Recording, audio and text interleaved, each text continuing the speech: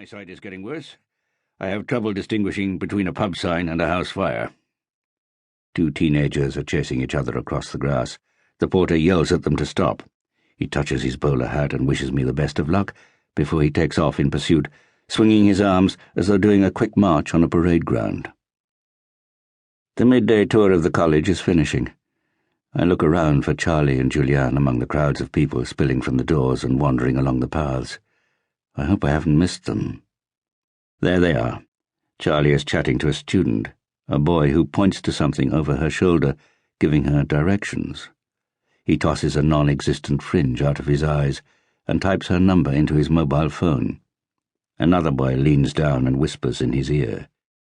They're checking my daughter out. She's not even a fresher yet, I mutter to myself. Julianne is picking up brochures from a table. She's wearing white linen trousers and a silk blouse, with a pair of red sunglasses perched on her head. She doesn't look so different from when we first met, almost 30 years ago.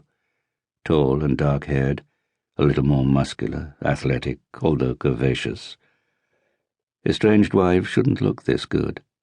They should be unappealing and sexless, with belly fat and drooping breasts. I'm not being sexist. Ex-husbands should be the same. Overweight, balding, going to seed. Charlie has chosen a loose-fitting dress and Doc Martens, a combination that doesn't come as a surprise.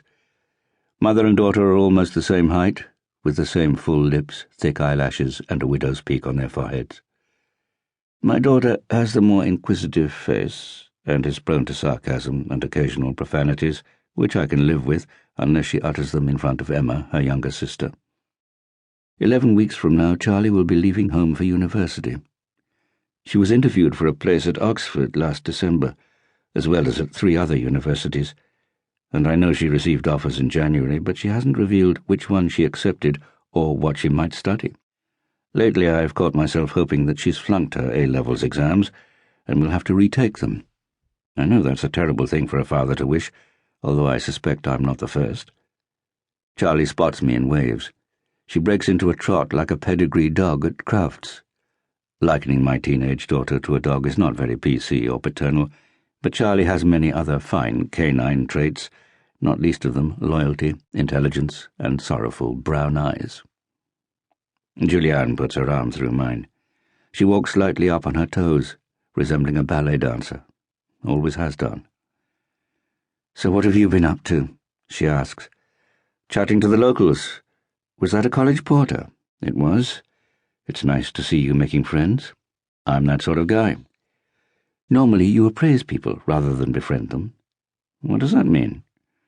"You remind me of a mechanic who can't look at the car without wondering what's under the bonnet." Julianne smiles, and I marvel how she can make a criticism sound remarkably similar to a compliment.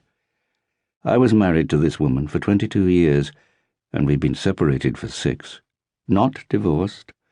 They say hope springs eternal, but I sense that I may have excavated that particular well and found it to be bone dry.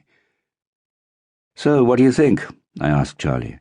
"It's like Hogwarts for grown-ups," she replies. "They even wear gowns to dinner." "What about a sorting hat and floating candles?" She rolls her eyes. I don't know what's more out of date, Harry Potter or my jokes. "There's a band playing down by the river," says Charlie. "Can I go?" "Don't you want to have lunch? I'm not hungry." "We should talk about university," I say. "Later," she replies. "Have you accepted an offer?" "Yes." "Where?" She holds out her arms. "I'll give you one guess." "But what are you going to study?" "Good question." Charlie is teasing me, keeping her own counsel. I will be the last to know, unless fatherly advice or money is needed, when suddenly I will become the fount of all wisdom and master of the wallet. "Where are we going to meet?" asks Julianne. "I'll call you," replies Charlie, holding out her open palm towards me. I pretend to look elsewhere. Her fingers make a curling gesture. I take out my wallet, and before I can count the notes, she has plucked a 20 from my fingers and kissed me on the cheek. "Thanks, Daddy." She turns to Julianne. "Did you ask him?" she whispers. "Shush." "Ask me what?" "It doesn't matter." They're obviously planning something. Charlie has been particularly attentive all day, holding my hand, the left one, of course.